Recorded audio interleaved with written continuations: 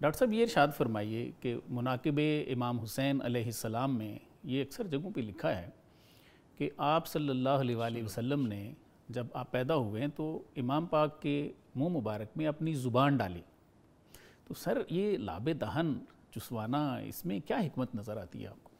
دیکھیں یہ جو لعاب دہن بچوں کو دینا، اور ہم نے پھر دیکھا کہ بزرگوں نے اسی روایت کو برقرار رکھا.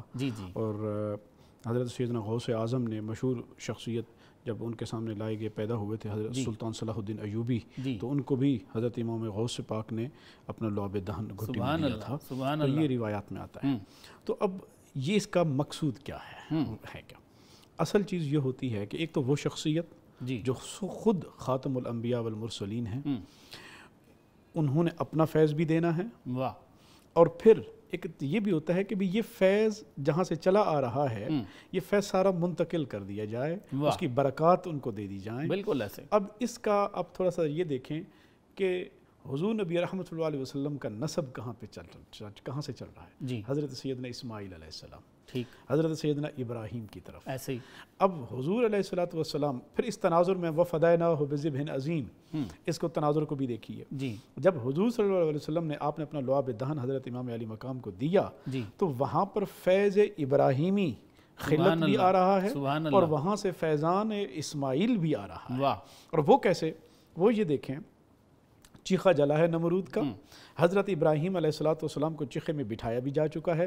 فرشتہ آ جاتا ہے کہ حضرت اگر حکم دے دیں تو ہم یہ آگ بھی بجھا دیتے ہیں. تو کہا کہ نہیں، اگر میرے رب کی رضا ہے تو پھر ابراہیم کی جان بھی قربان. تو آپ نے وہاں پر اس آفر کو قبول نہیں کیا. اب یہاں پر بھی دیکھ لیجئے کہ بچپن سے یہ واقعہ بتا دیا گیا، مٹی کربلا کی دکھا دی گئی کہ یہ ہونا ہے. تو کیا حضرت امام علی مقام اگر حضور کہتے نانا کیا میرے ساتھ ایسا ہونا ہے، اب دعا کر دیجئے ایسا نہ ہو. سبحان اللہ. لیکن آپ نے بچپن سے لے کر شعور اور آگہی میں قدم رکھنے کے باوجود کہ میرے ساتھ آگے چل کے یہ ہونا ہے اور یہ اتنا مصائب کا ٹائم آئے گا، لیکن آپ نے تو دست دعا دراز نہیں کیے کہ مالک مجھے ایسا کر دے. تو یہ ابراہیم کربلا میں بھی اس کا تذکرہ نہیں ملتا کہ جب وہ ہر طرف سے مصائب و آلام آتے ہیں تو آپ نے دست دعا بلند کیا ہو. ابراہیمی جھلک ہے. سبحان اللہ. اچھا، پھر کس نے سکھائے کس نے اسماعیل کو آداب فرزندی، کہ جناب آپ کو ذبح کرنے کے لیے لے کے جایا جا رہا ہے. تو جناب یہ والی، اور یہاں پر دیکھیے کہ حضرت امام علی مقام کو حضور علیہ السلام گردن پہ بوسہ دیں